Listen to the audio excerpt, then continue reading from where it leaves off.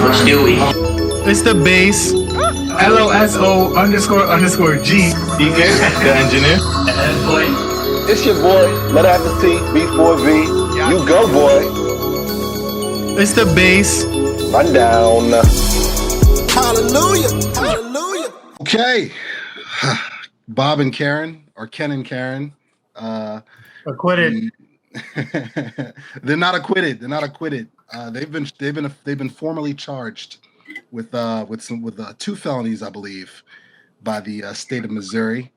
So I don't know if I don't think the arrest warrants have gone through yet, but they've been formally charged, so they're coming. So they're going to be locked up probably by next week, within 2 weeks for sure, because I don't know how long warrants take. I haven't watched The Wire in a while, so bear with me. So, but yeah, like I said, they're getting arrested, man. I mean, I don't know how else to put it. You know, I don't think they'll get jail time like we discussed last week, but they're definitely going to get arrested, and we'll see what happens to their careers respectively. They're under the same law firm, but What do they get charged with? I think felony gun possession, because I don't know if they had. I don't think both of those joints were licensed, to be honest with you. Okay. And one of them is an assault rifle too. So Right. Yeah, playing Call of Duty. That just seems OD. I figured nothing would just come from this. I've been watching Mad CSI, and I feel like anyone with a good lawyer would be like, whatever, fuck this shit. Know what I mean? Right. These should be Call of Duty skins. These should be character skins. I mean, this is, it's gonna. Yeah. They got charged probably because political pressure to do so, but I don't think anything's gonna come from it. Yeah, I'm assuming. Go ahead. Well, I just think with the protests, I mean, again, like we talk about it every week, the pandering, like something needs to be done because this is getting national attention. Like you go on freaking MSNBC or CNN or whatever, they were talking about this joint.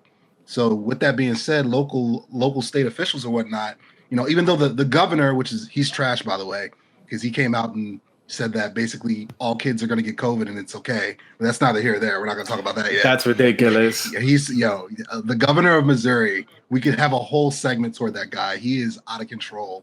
If I was a teacher in Missouri, this is a sidebar, but if I was a teacher in Missouri, bro, class action lawsuit time. I think Edwin, you mentioned that last week, bro. It's crazy out there. But yeah, he said he would pardon these guys if they got convicted of something or whatnot. So yeah, he's gonna pardon Bob and Karen, and he wants kids to go back to school and die. Terrible. Dude. You know what's kind of crazy though? Like, yeah, the Bob and Karen thing, like they pulled out the guns. I think that shit is OD. They should get definitely a slap on the wrist, made an example. But like, I don't know how. I guess I don't know which one is worse. I guess this one or having people take guns in front of you, or having people almost lynch you. Segue, God, well done, bro. No, but in actuality, because right, one has a gun, one doesn't. But I'm like, the people from this 4th of July thing, I feel like they should definitely get charged more severely than Bob and Karen do. Wait, who? Wait, the people that try to lynch the black guy. Oh, I think those are 2 way different situations. It's like, yeah, I agree. Like this shit is like the lynching is like assault, battery. There's like so many charges that you could slap on it. Bob and Karen, I mean, and a hate crime. And a hate crime. And Bob and Karen, they're just they're just like nervous goobers who had guns. and have poor trigger discipline. It's like, you're still on that, bro. As a call, because that's the biggest thing. That's the biggest thing. She had, that's fucking dangerous. And then if you watch the video, it's like he could have blasted his wife's head off like 3 to 4 times. It's crazy. Like that's the worst part of it. That they should be sent to like mandatory gun training courses or something. Right? Some yeah, like that, bro. Yeah, like that, because that's just that shit looks like cosplay, bro. They look like they're LARPing. That's what that shit looks like. The way they hold Yeah. them shits. Call of So Duty instead of like LARPing. 1,000 hours of community service, 1,000 hours of like gun training and Gun training. Mhm. Yeah, it's something like that. but yeah, this is but back to the Indiana brother. Like I said, two of these men have been charged, which is great. Good job. The FBI really stepped up. The FBI was just like, "All right, we got this." Because again, they bugging. They bugging over there. I mean, it's Facts. a fucking layup. Like they have like 20 minutes of footage. exactly. This is a fucking layup. And it's crazy because it's in the middle of the woods, and then Right. that's where shit usually isn't filmed. But Exactly. I mean, again, this is cancel culture / everybody's on their phone as a journalist.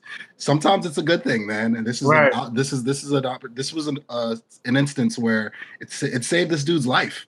It really did. I mean, we talk about it all the time about how everybody's a journalist. Everybody has their phone. How the Twitter police are canceling people, but in this instance right here, bro, save this dude's life, and it's gonna put a bunch of racist rednecks in jail, which hopefully, if they're convicted. Wait, so what exactly are they? Did they get actually convicted with anything, or I think I got arrested. battery, assault, and what's another one? I believe wrongful confinement. It's a number of things. I gotta read through it. I hope But, Yeah. attempted murder is on that list. I know his lawyer is pushing for attempted murder. That's I don't think that they could. That's kind of a stretch. Not saying that they didn't intend on doing that, but I don't know if like they didn't do enough for like attempted murder. But we'll see. I don't know. I'm not a fucking They lawyer. didn't do enough. Yeah. You were gonna lynch him? Yeah, but not lynch him. Like, Yeah, not Yeah, like kind of lynch him. Not hey, we like, gonna like partially lynch him. It's going to be a diet lynching. diet lynching. Oh my god. But well, while we're on the topic of murderers, well, this happened in my state, so this is crazy. And with the Epstein, this judge, she actually, I forget her name, but she actually was scheduled to proceed over like this Epstein case or whatnot, and then some dude on some like Sopranos, The Wire, Pulled up in a Ozark shit. FedEx, in a UPS FedEx van, bro. This dude pulled up in a FedEx uniform and everything. Like, yo, you got he hitman that shit, son. yo, you gotta Yeah, back it. bro. And That shit sounds like a hitman legend, fucking Bro, level. this shit sounded like The Departed. Like And freaking she was downstairs. Matt Damon showing up at the end of the movie with like a silencer and like Right. That's freaking crazy, latex bro. gloves, dog. This was wild. Like when I saw it in my feed, I was like, yo, this is definitely a spoof, yo. No way, as usual. And I'm reading like 5 different articles and like, yo, this really happened. Unfortunately, her husband, he's in critical condition right now. They still don't know if he's gonna pull through. The son got murdered. The son got murdered. Yeah, the son got murdered on the scene, which is terrible. And I don't even think she was there. I think she was at work.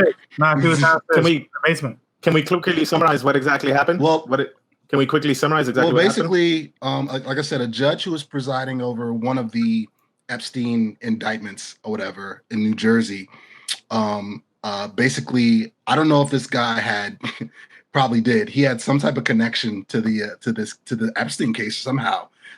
He basically showed up in a FedEx uniform, posing as a delivery man, and he opened fire on this woman's residence. She wasn't home. I don't know where she was. I believe she was at work or she was out doing errands.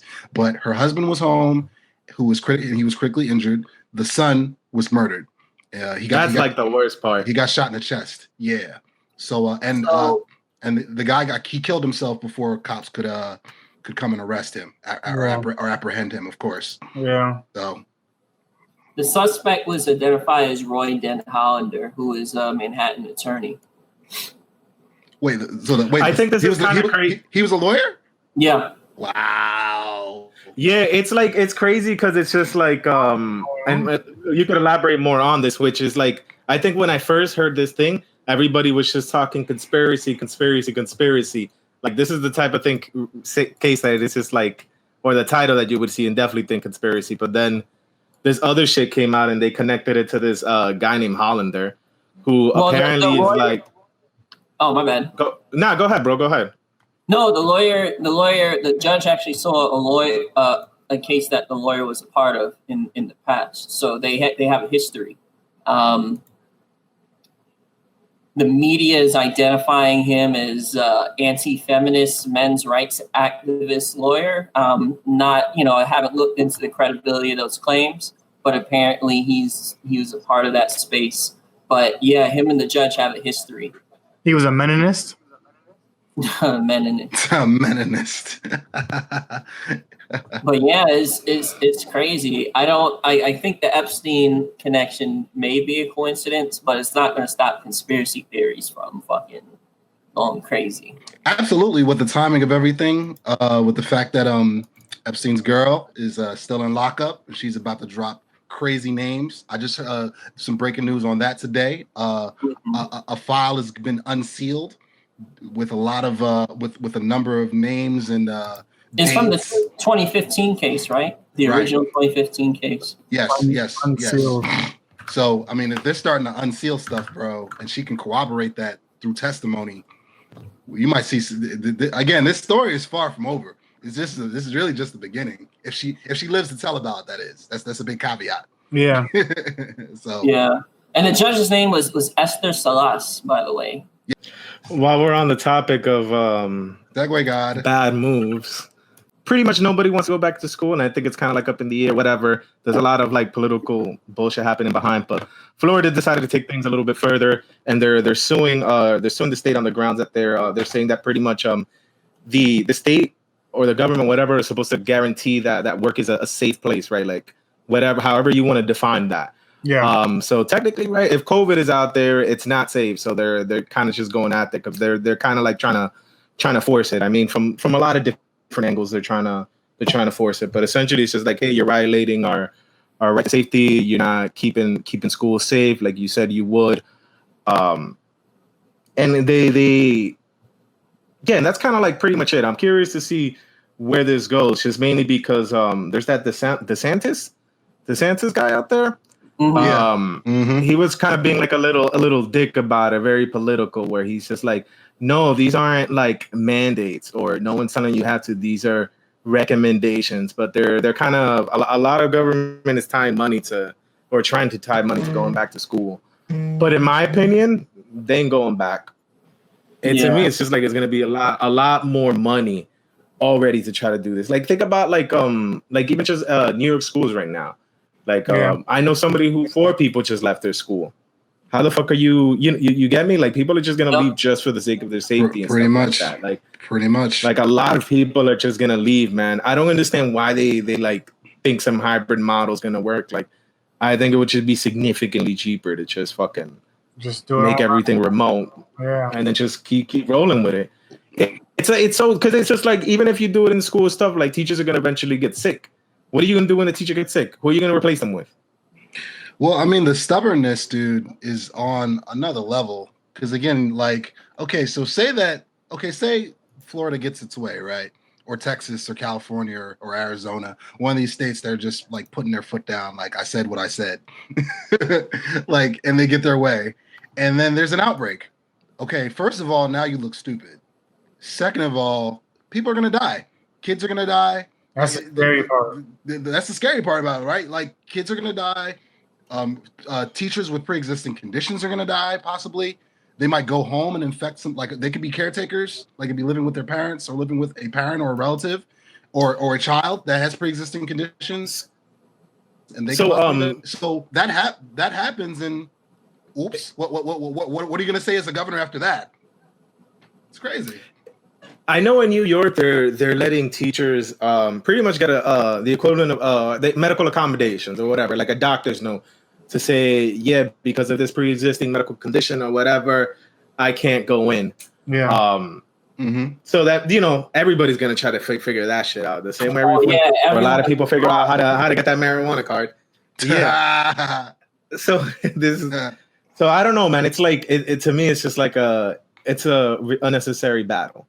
And it's just going to end way worse. And this is going to drag COVID out. How the fuck are you supposed to make sure kids don't social distance? Child, please. I can't even make sure kids take their hat off in class. Like, what the Right. Yeah. I mean, You I really know, think they're gonna try to cough on me? I know in China, like they tried like some test run. They like gave the kids wings or something. I didn't tell me you guys on saw their it. hat. It's a hat saw with this? wings that's 6 feet apart, and they gotta wear the hat while they. It's a hat mask combo. It's crazy.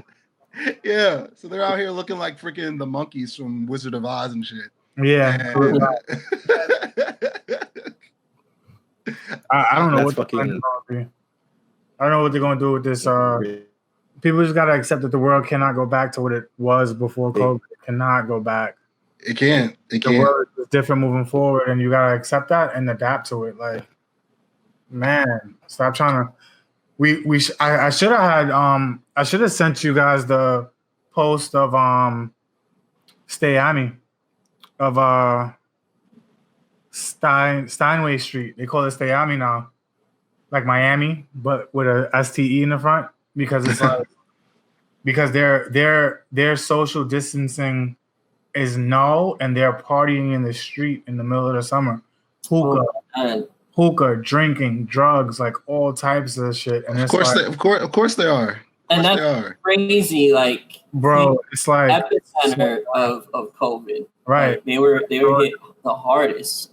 So It's crazy. they themselves are gonna flip and spike this whole thing all the way up. Like, Some people genuinely, it's crazy, man. And again, we've mentioned this in past shows, man. Some people, it's just like the summer and going outside and just and it's like, okay, I'm tired of it. I'm tired of the pandemic. I just want to just do I me. just want to go. Like that's not the way a pandemic. That's not the way a pandemic works, bro. Right. Like, you know what? I'm tired of it. I'm good. I'm going to the beach. Like my cousin, he cracks me up, bro.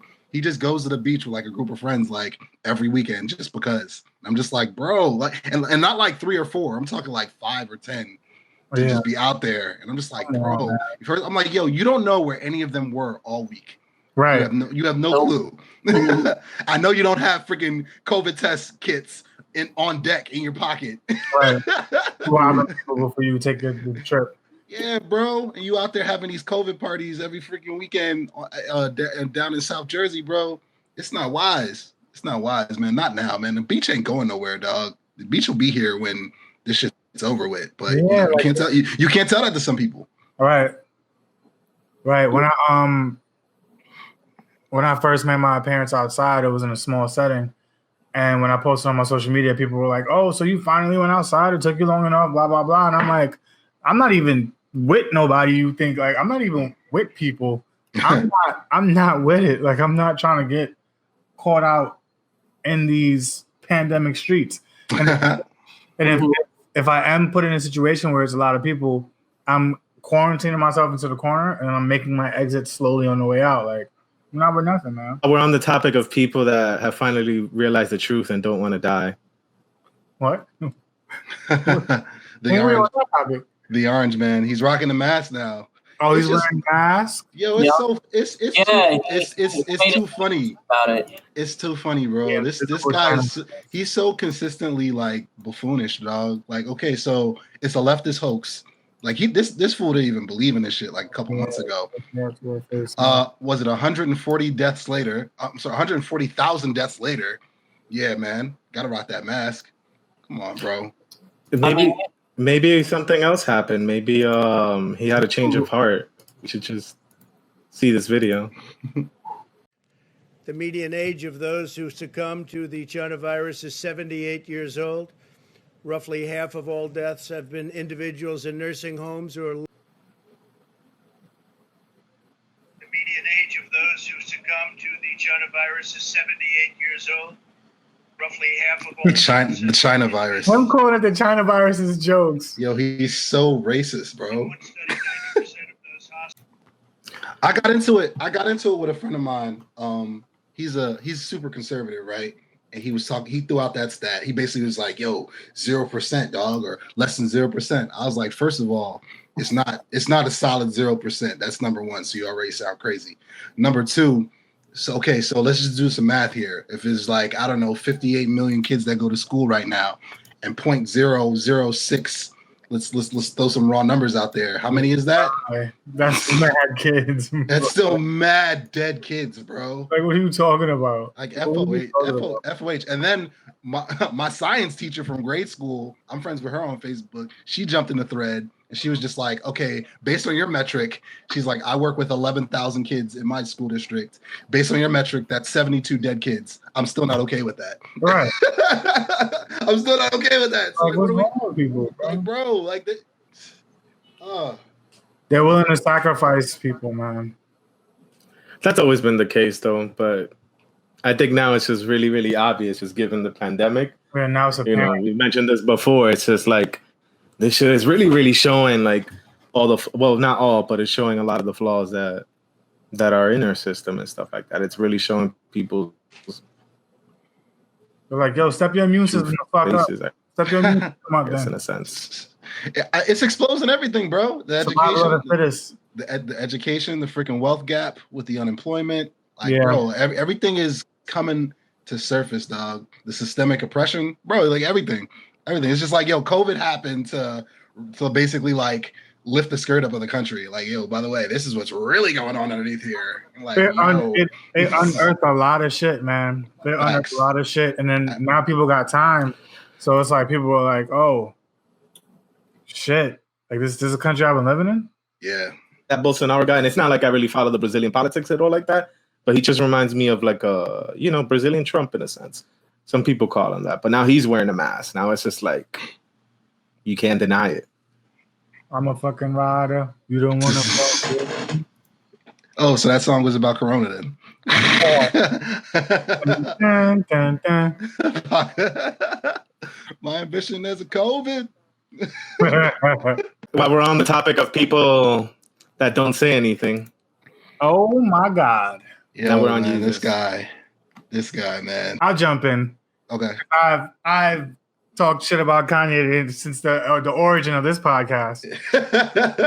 And now I kind of want to retract my comments because I think it's a mental health issue. But anyway, Kanye, young sir, did his first speech or rally. And in his rally, he said a lot of questionable things. One of them being Harriet Tubman never actually freed the slaves. They just had him go work for other white people. That was one of his lines. Yes, it Also, was. if you remember way back in the days, he said that slavery was a choice. If you remember that line. So he gets home, and I guess he sat on the toilet, started tweeting out stuff, getting crazy. He called his wife Kim Jong Un. He called Kim Kardashian Un. He called her Kim Kardashian Un. He called his. That was sort of his mother-in-law. It was Chris Oh, Jones. it was his mother. Oh, sorry. That was Sorry, mother-in-law. Chris That was Jones, mother-in-law. right? Yeah. He called Kris Jenner's Kanye, the calm version of him. He said Get Out was a movie about him. That he's the guy from Get Out. He said his wife should never speak on behalf of him. She's a traitor. He went a couple places. He tweeted Drake. He just tweeted Drake's name. He didn't say nothing. He just said Drake. Scottie Pippen's wife. It was so much, man. And then at the end, he said Donda album dropping on Friday. didn't he go after Meek Mills too? You said Meek Mill? Yeah. Which is the only reason he's doing all this shit, son.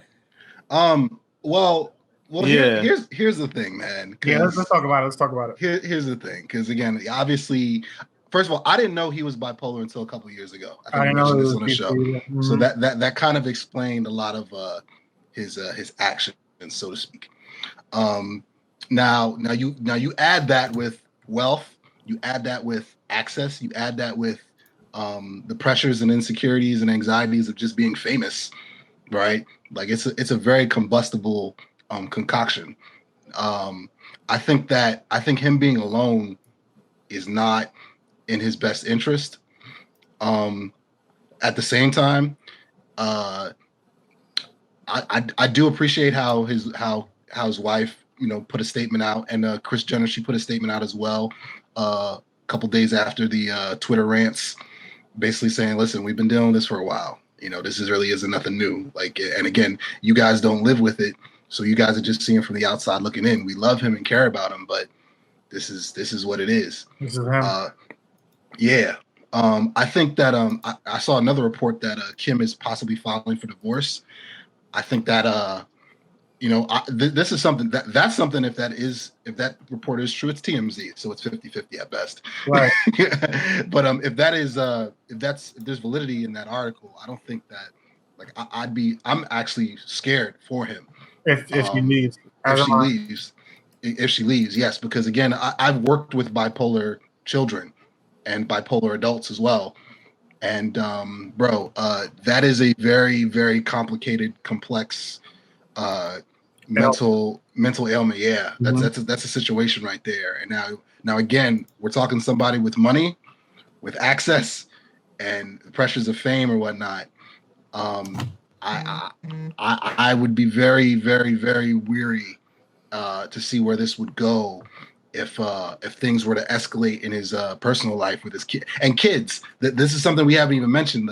This guy, exactly. This guy's a father. Go ahead.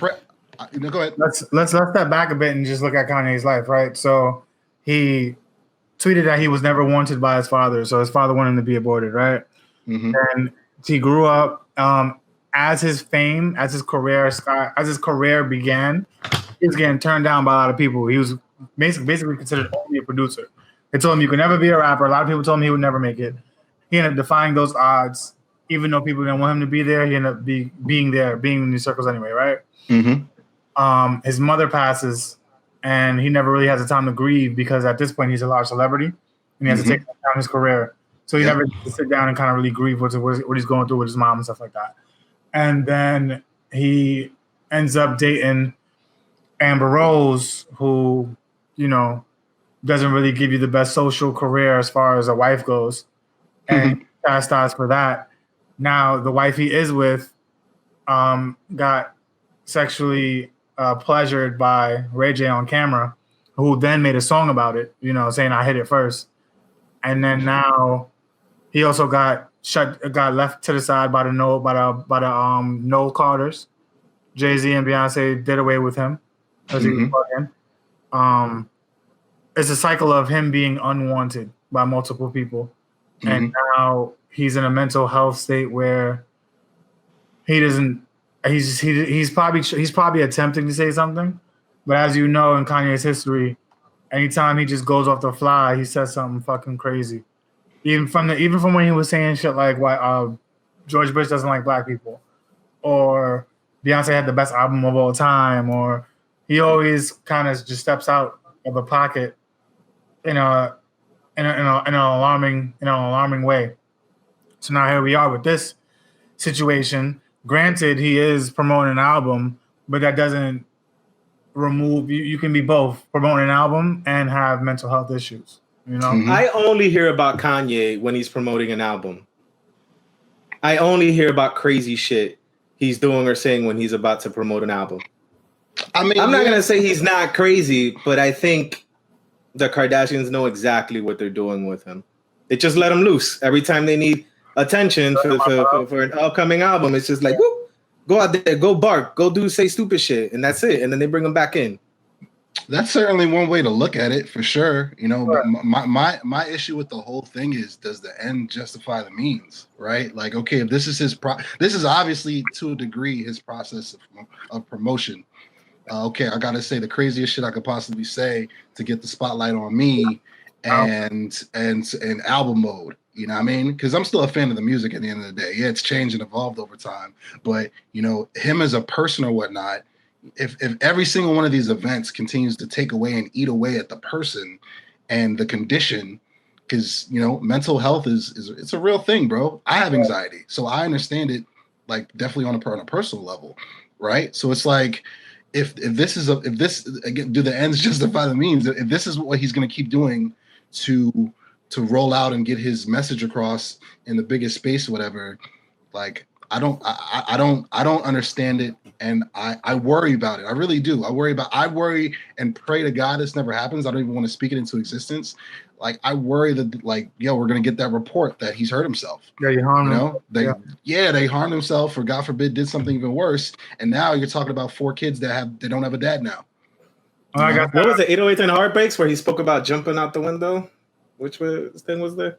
He talks a lot about death, if I'm not mistaken. Like in general, he just talks a lot about death, just mortality or immortality through his music and his art and things like that. My Beautiful Dark Twisted Fantasy. This will be a cool death.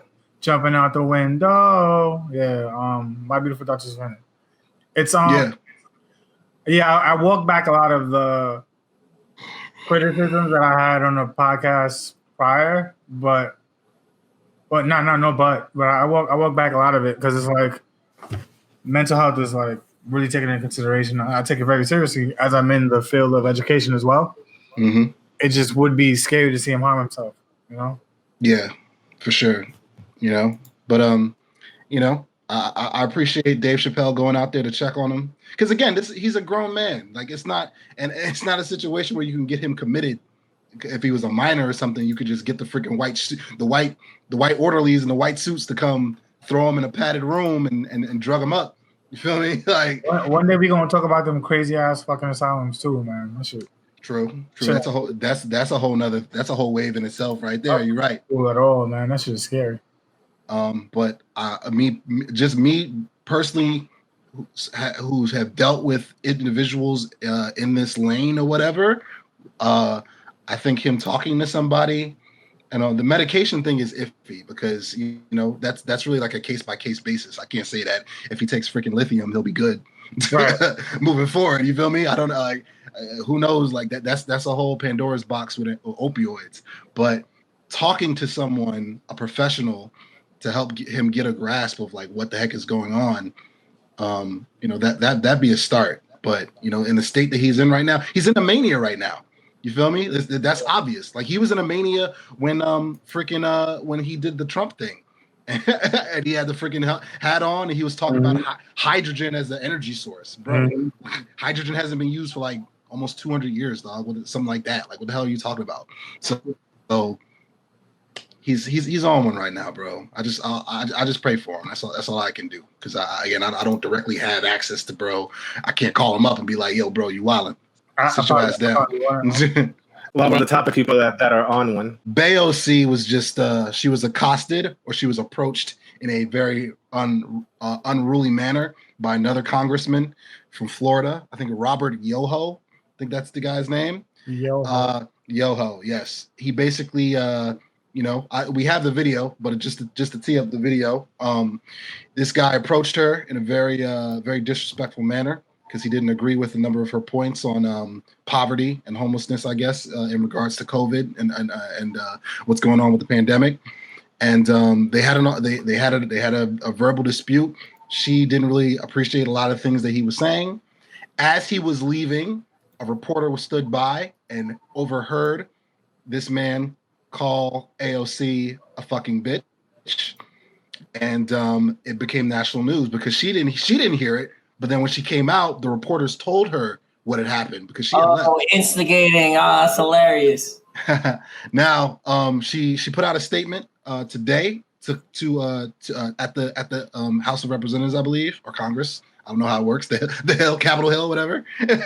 And she said she spoke her piece about it because this has been getting national attention. This happened. You got two congressmen. And you've got one being very disrespectful to a woman. And we all know how misogyny works in the workplace as men. So take it away. Representative Yoho put his finger in my face. He called me disgusting. He called me crazy. He called me out of my mind. And he called me dangerous.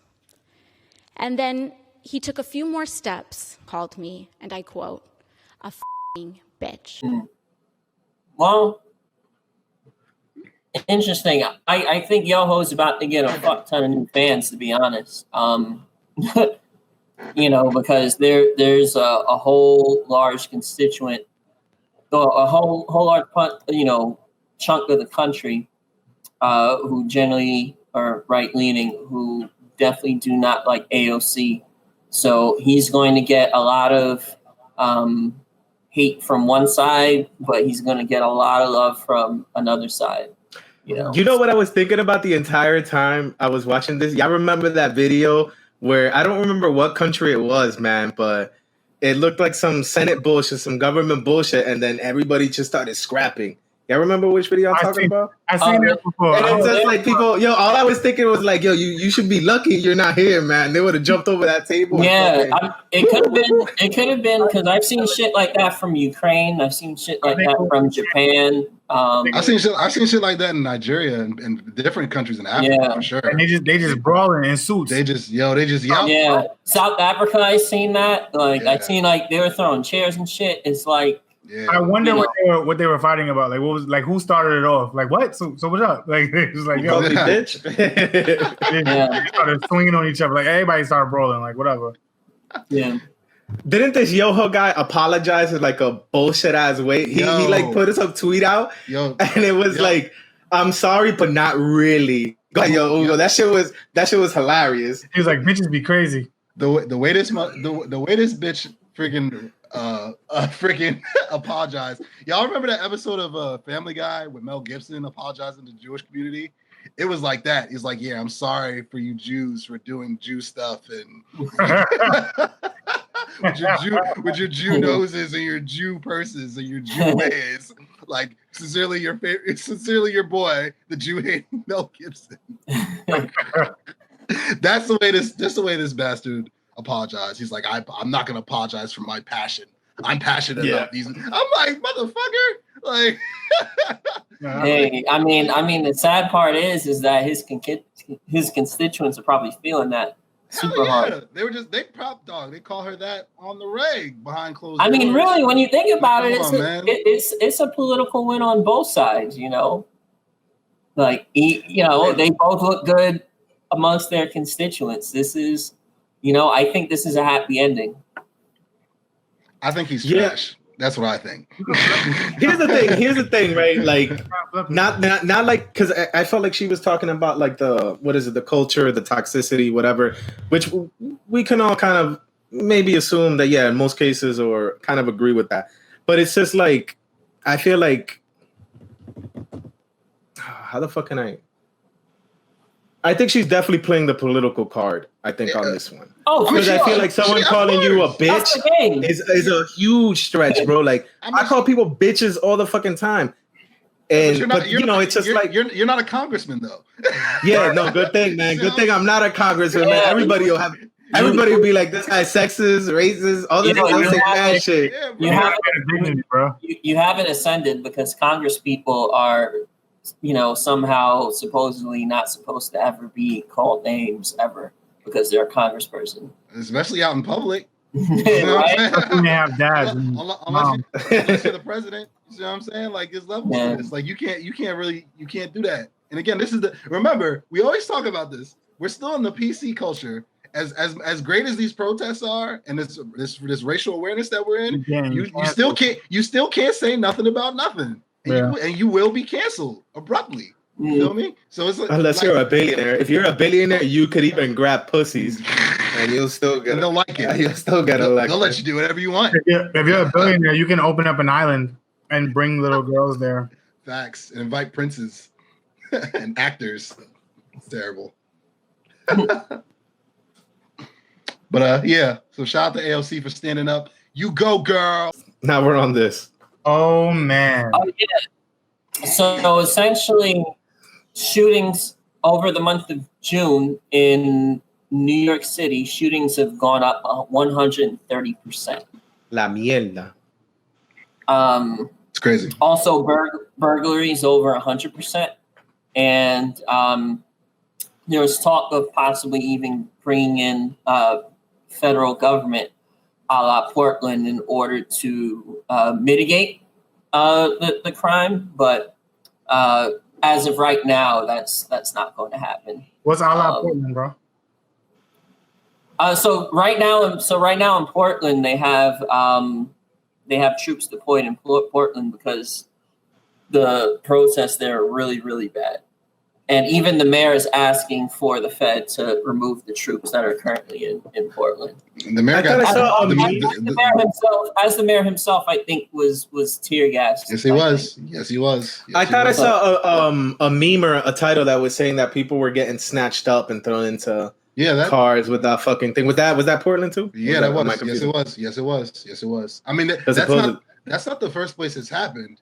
Mhm. I want to say a couple weeks ago, I forget what city it was in. It was on Twitter and everything. It was wild because there was no like big national outcry, but like a bunch of freaking army fatigue dudes in an unmarked car. They just snatched up this chick who was a protester. Yeah, I know y'all seen the video. Like everybody's seen the video. It's got like 10 million views by now. And put her in the car. Put her in a car and drove away. You know what I'm saying? Yeah, so basically, a lot of those arrests are happening that way. So what happens is that, and it's funny, I actually listened to a YouTube video where like a popular YouTuber interviewed supposedly a police officer from the West Coast where protests are serious. The guy pretty much narrowed himself down to Portland, pretty much. And then he was a part of like the police force, and he was responding to riots. He was a part of the riot response force or wherever they call it. And then he was just interviewing them, asking questions, how they deal with things, what's been happening. And one thing that's been said is that they have, authorities have been putting like plainclothes people, like agitators and things of that nature. Yeah. But essentially what he said is that they do have plainclothes people like looking for agitators. And let's say if there's an agitator, right, the plainclothes person will identify one specific person and then they'll try to arrest them. And actually what's been happening is that he says that a lot of protesters have been cooperative in identifying agitators because there'll be a peaceful protest. As the guy said, they actually started off peaceful, and then there'll be groups of people, sometimes one person, sometimes large groups of people who are trying to turn protests violent. Right. And, it's interesting hearing it from that perspective. But back to New York, it's crazy what's happening out here. Luckily, we've been chilling, so we haven't seen anything ourselves. But I look a lot at local news, and there's always a shooting, always a death. July 4th weekend is something crazy, like 40 shooting incidents. It's just nuts right now. Yeah, we spoke about it last week. Yeah, and I think Son, earlier today there was a shooting on Gates and also a kidnapping. If you hadn't seen it. It's crazy. I just think it's a lot of things coalescing. It's people out of work, reduced police presence, anti-crime unit was disbanded. It's just a lot of things coalescing at once. Who knows what's actually causing it, but it's, as usual, it's probably multifaceted. Stay safe out there, man. Some people were saying that they're worried about us going back to when was it that crime was like super, super high in New York, like the 80s? Any time before the 80s? Pretty much. Or even the 90s. Actually, anything like early 90s, I think it was pretty bad. And anything pre 9/11 was bad. The crack Pretty epidemic. much. The crack epidemic. Yeah. Ravaged New York, Chicago, parts of New Jersey. A lot of cities with a lot of minorities. So but the 80s were fucked, bro. Yeah, the 80s were real bad. Yeah, it was pretty crazy. I remember a story of my parents and my sister being caught in, around here, being caught in the middle of a shootout. They're right outside a supermarket, and two guys just started shooting at each other. And that was I believe in the 80s or early 90s. It's crazy. Probably over drugs. But people are just nervous, but I think it's to be expected. There's all these factors. You got Corona, you have people out of work, you have officers quitting, you have the disbanding of the anti-crime unit, you have everyone is a chicken with their head cut off, and it's gonna be interesting how things resolve, man. When did that happen? The disbanding of the anti-crime unit in New York? Very recently. I think it was within the past couple of weeks or so. Do you think that was a product of the protest? Was that? Yeah, I think so. Basically, the narrative. I don't know for sure, but the narrative is that de Blasio is doing whatever he can to sort of placate. He's just giving into political pressure. So he thought that getting rid of the plainclothes anti-crime unit was a good idea. And, they're already talking about defunding the NYPD. I was about to say they're gonna flip that. Et cetera. So it's just the narrative is that he's taking drastic short-term changes to mitigate whatever political pressure that he's getting. I know they reallocated $1 billion from the $6 billion NYPD fund. I mean, that was a good start, but here's the thing. It's like I can't even talk about the budget because it's like I don't know. I haven't done the research, so I don't know how money's allocated. I don't know how much money they need, how much money goes where. I would imagine in the long term, if you want police to be outfitted with body cams and have the infrastructure to support that, more training, things of that nature, you would need more funding at some point, right? Yeah. Maybe not even for the police force, but for sort of the surrounding sort of services like social workers, programs, things of that nature. No matter what, it's going to cost more money. It's just how you allocate it, I suppose. I was listening to how Camden, New Jersey, how they totally disbanded their police force, right? They totally disbanded their police force because for years, they were a top 10 murder rate every single year for like countless years. Drug problems, poverty, super corrupt police force. So they just said, fuck it, scrap the whole thing. The county took over the policing until they reformed the new Camden police force. And apparently it's been doing well. Crime has gone down. They engage in more community policing. The thing is, though, is that overall it costs more money to do that. Yeah, that's true. So I don't know, man. It's a multifaceted approach, but no matter what, if people's material conditions don't get better, I don't think policing in and of itself is going to solve the problem. It's just a piece of the puzzle. Yeah, for sure. I mean, it's a double-edged sword, dude. Like we talk about it all the time here on the base, man. It's like, okay, so you want to fix policing, all right? Why don't you fix the conditions that these people have to police? These actual people of what they're going through, whether it be in their community, with healthcare and the inequality with the wealth gap, and just a lot of systemic issues. They're all, like we said, it's one giant Rubik's cube. It really is. Our recurring, just one side of it. Our recurring conversations on the rundown are poverty, mostly homelessness, yes, education or the lack thereof, COVID,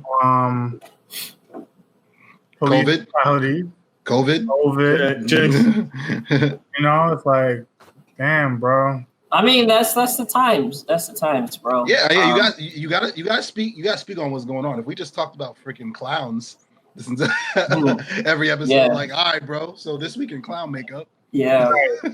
I just hope when politicians and lawmakers think about problems like these, they always think about a multifaceted approach. Like, I get that there's pressure for immediate solutions, but immediate solutions can have like dire consequences. And not only that, it's also our responsibility to speak up and to vote as well. Like, I was looking into it, and like local voting rates, like in like local elections, is something like 20%, like something crazy like that, right? And it's like people don't know who their senator is. People don't know what propositions are being voted on. And I mean, I get it to some degree, right? Because people are stressed out. People work multiple jobs. People have kids. It's kind of hard to think about these top line things. But I think it's maybe up to us, like us in particular, people who have a little bit more bandwidth in order to like lead the way and start to vote and, have conversations like these, Well, I mean, with it being an election year, bro, I mean, that's also factoring into it. For instance, we had a few episodes back, we were talking about the unemployment and the relief bills that are going to be proposed. Now, everything ends for the most part from the CARES Act this week. Originally, the Republicans were like, yo, no, one-time payment. A lot of Republicans are freaking backtracking off of that, realizing because, oh shit, I'm about to get my seat is up for re-election in a couple months. I better get on board with a lot of I'm a senator. You know, I'm a congressperson for like rural Kentucky. Exactly. And no one has money, so maybe I should vote for this. Exactly, including freaking bitch McConnell, like whose seat is up for re-election as well. Hope he loses. Yeah, I think we should reevaluate this one-time payment. Meanwhile, Canada's getting $2,000 a citizen, but that's neither here or there. So. Yeah. Here we go. We'll see how that shakes out. Because I think a relief bill is supposed to be on the table, voted and everything by the end of the week. So by next week's episode, who knows? Another round of Trump checks, baby. Yeah. Maybe we'll have another 1,200 in our wallets. Another 1,200 to last you another 4 months.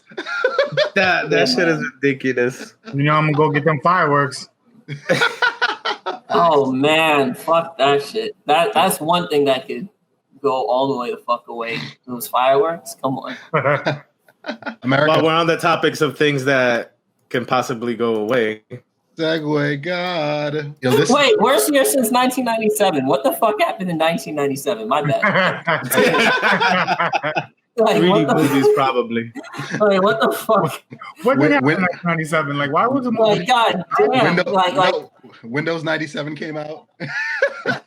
Batman, and Robin came out in 1997. Oh my God! Stop it, please! Don't. We're not talking about that on the show or any. What movies came out in that? Let me Google it. Yeah, Google that. Film industry braces for worst year since 1997. That's crazy. I wonder why. This is okay. That's interesting. You know, now I'm interested to see what the hell happened in 97. Bro, if there's like a topic where there's just a simple explanation and you want to sound smart, you just be like, hey, the film industry is about to brace the worst years. Y'all ready for the top 4 movies in 97? Okay, let's go. Number 1 was Titanic. That's fitting. That's okay. Fitting. Yeah. Number two was Lost World Jurassic Park. Okay. Number 3 was Men in Black. Number 2 was what? Lost World Jurassic Park. Wait, number 2 was Lost what? World Jurassic Park. Lost World Jurassic Okay. Park. Number 3 is Men in Black. The first one? Yeah, the first one. And number 4 is Tomorrow Never Dies, the James Bond movie. Oh, James Bond. I mean, none of those are bad movies. That's not a bad. Oh, but then the rest of the movies, Air Force One. Oh my God, that movie was so bad. As good as God. I've never seen the movie, but I remember the commercial. The commercial. Air Force One, they advertised the fuck out of it. Get the hell off my plane. Liar. Yeah, that's terrible. Liar. My Best Friend's Wedding. Yo, Liar was funny as shit. Liar was funny as shit, though. But Jim Carrey, right? Yeah. Bad movies in the top 10, and you know it was bad movies for 97. The Fifth Element. That was a good movie. The Fifth Element is fun for sci-fi people. I like the Fifth Element. Fifth Element was dope. I see why they say it though. Titanic made $1 billion, and then Jurassic Park made $1 million. Titanic made. So everybody just went to go see 2 movies. That's everybody went to go see 2. That's probably what it was. Titanic made $1.8 billion, and Jurassic World made $600 million. So it didn't even make much money. That's probably what it was. So that's probably why it's gonna take a hit this year, because you can't go to the movies. Like, what they want us to do? Oh, okay. You know what? Oh, my bad. It says the numbers are not adjusted for inflation. Well, it was always the streaming aspect of it, the transition into streaming, that was always going to happen. I believe so. You know, especially when, you know, you figure Netflix started, they really kicked it off. They were the first, and mind you, Netflix is a tech company. It's not even a freaking entertainment company like that. You see what I'm saying? Like, it's like, think about it. That percentage of algorithms that's like, yo, based on this percentage, you should watch this. It's a bunch of freaking nerds in Silicon Valley that just that punch numbers and like and movie algorithms are like, all right, based on this guy's search or this girl's search, she's gonna like this or he's gonna like this based on the freaking common trends or whatever. But no, what I'm saying is it's a little different. My fault. It's a little bit more than that now, because right now what they use their data for is to figure out what kind of shows people will most likely watch. True. So not you specific. So like I like to use the example of Kevin Spacey and Adam Sandler. Kevin Spacey first, like they bought House of Cards, and I don't know if they bought a few seasons, but they bought it without even seeing an episode. And that was just because they looked at their data and they were like, people are really into political movies right now or political shows, and people watch Kevin Spacey stuff.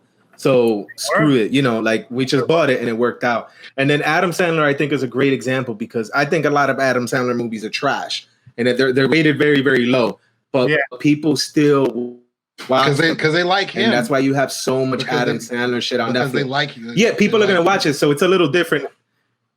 Yeah, so it's like it's a little more. It's like they're really smart in how they use their data because they got rid of that whole rating stuff because it's just like it doesn't matter whether a movie is good or not, or whether you think a movie is good or not. It's about whether you're gonna watch it. Well, I just know for a fact that Netflix you just see the evolution of the technology, right? It was like a CD. Okay, you can have the CD as long as you want, like on some Blockbuster shit. Just pay the subscription. And then they're just like, wait a minute. Everybody's streaming now. So screw the CD. Let's just stream it now. They pay the subscription every month and so forth and so on. But then Amazon gets on board. And then Hulu gets on board. And then friggin' Apple TV is like, wait, don't forget about us. They get on board. And now they're racing for good shows. Exactly. The HBO's like, don't forget about us. They got their thing. Go. And now HBO Max in a couple weeks. See what I'm saying? So what I'm saying is just to make a long story short, I predicted that by 2021, I said this before the pandemic. Right. I was like, by 2021, like I'd be shocked if like the actual physical movie experience is still held on a pedestal the way it is, now because again, instant gratification. That's the generation we live in. I'm gonna disagree with that one, Hugo, because the theater is an experience. It is.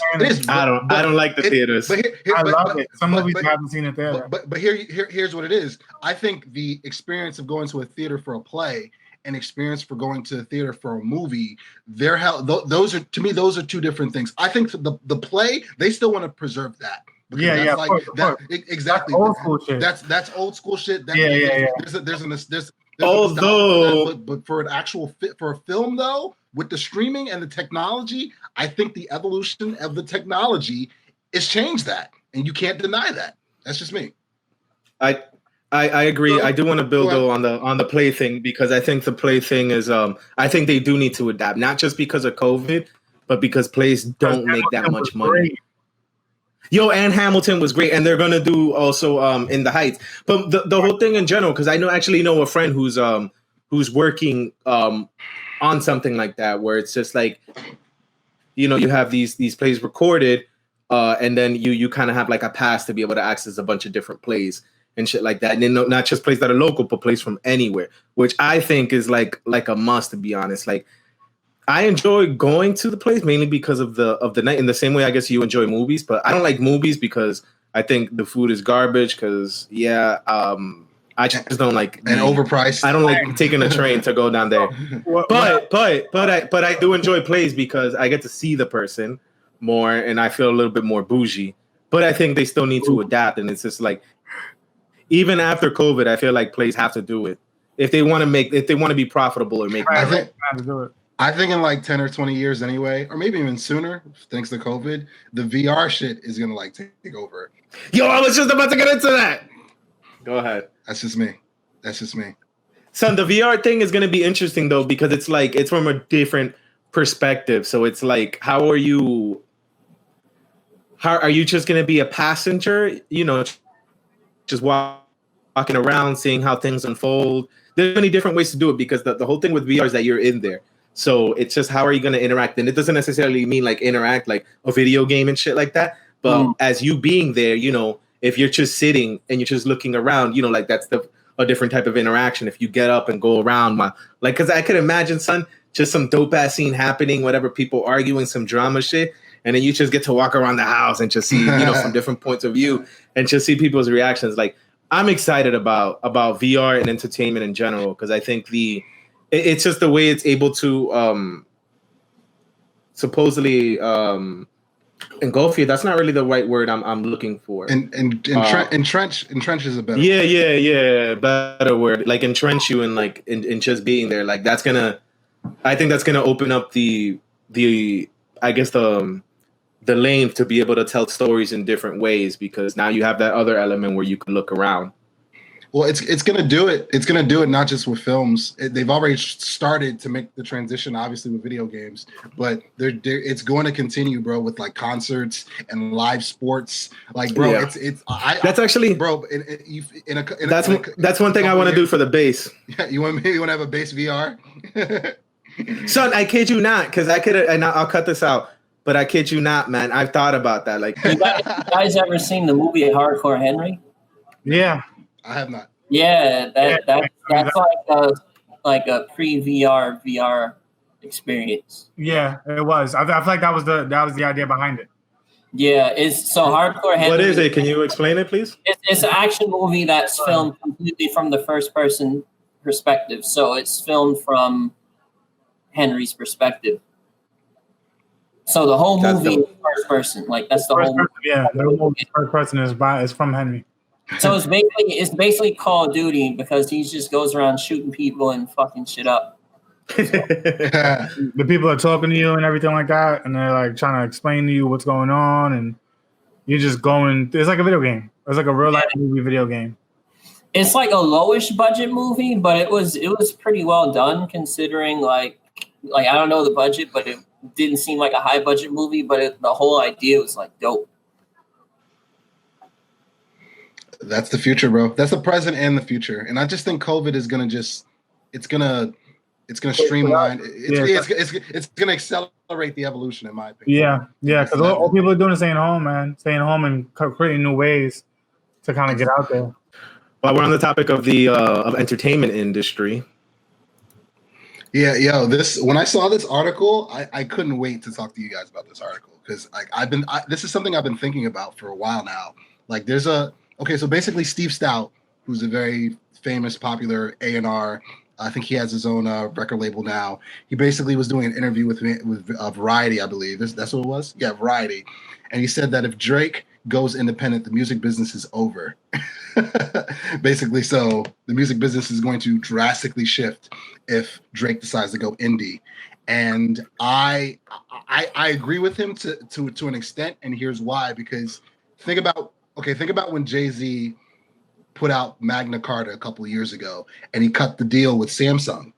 That was a game changer, because Samsung, like, because the designation for a gold and platinum album, it changed.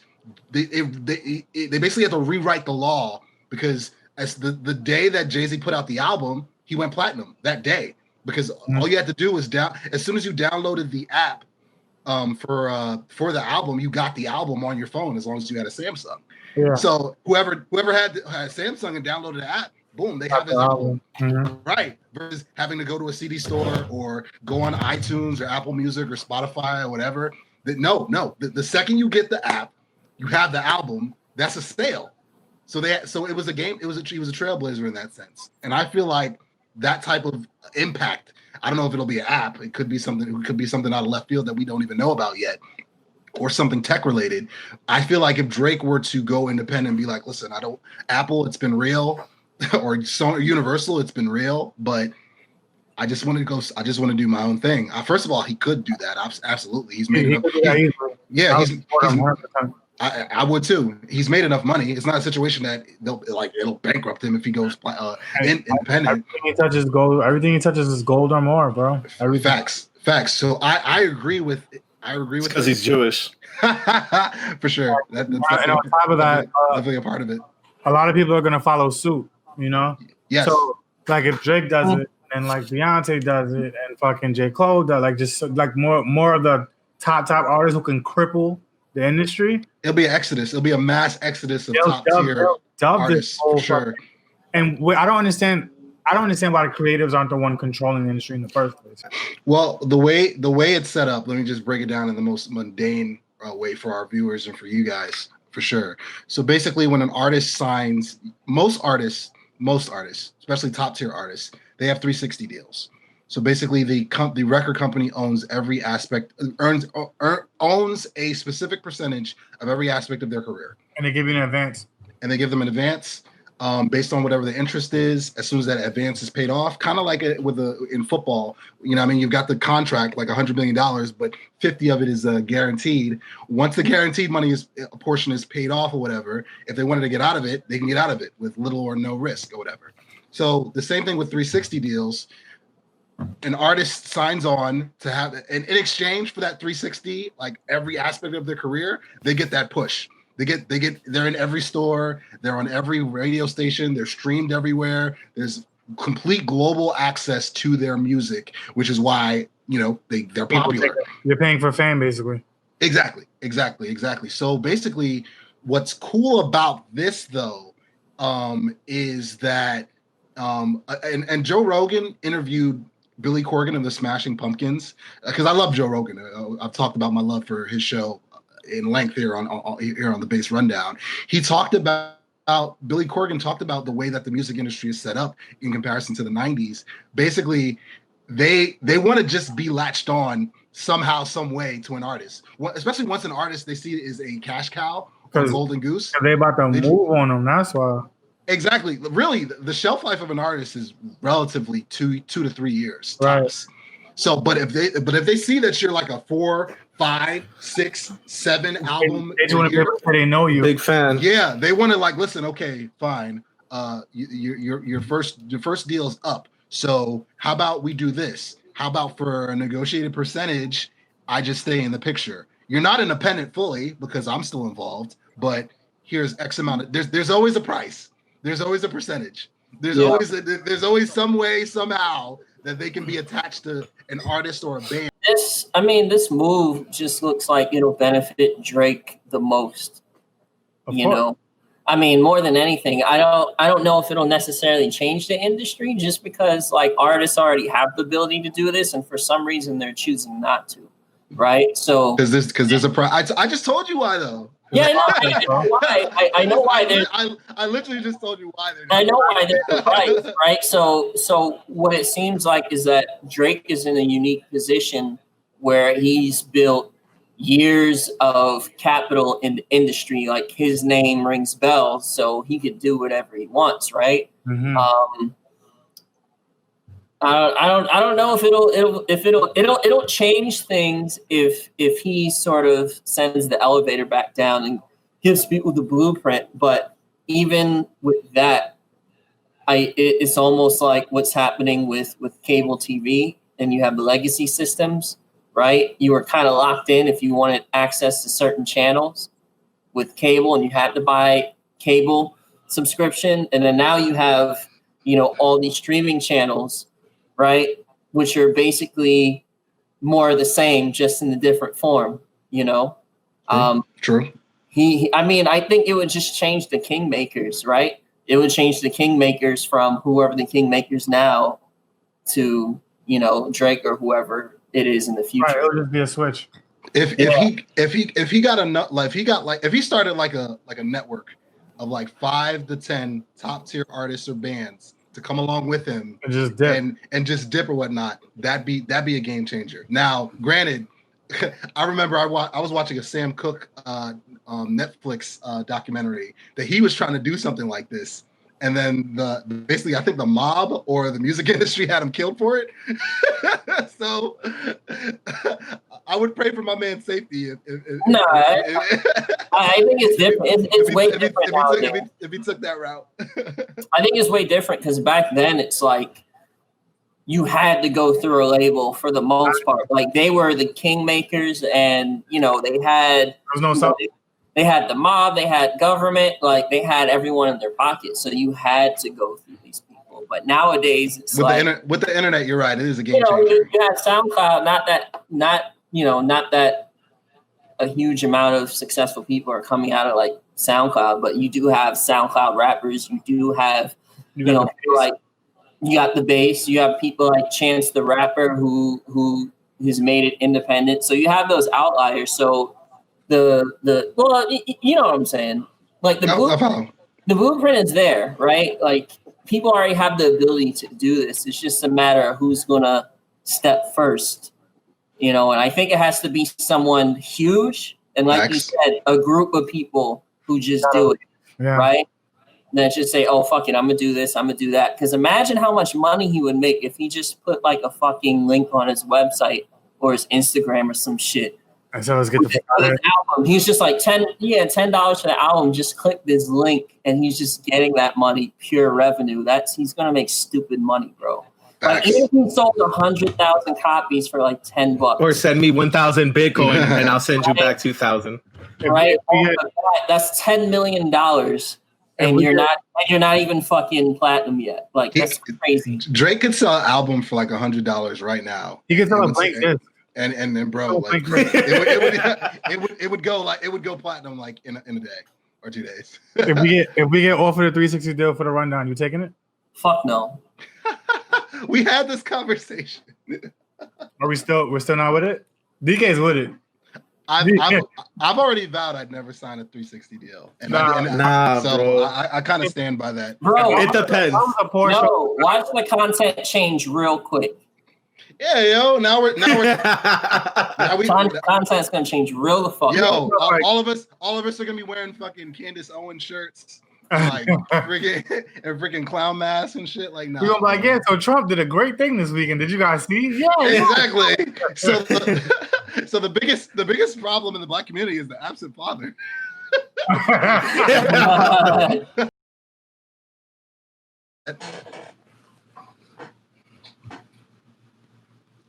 And that's the rundown.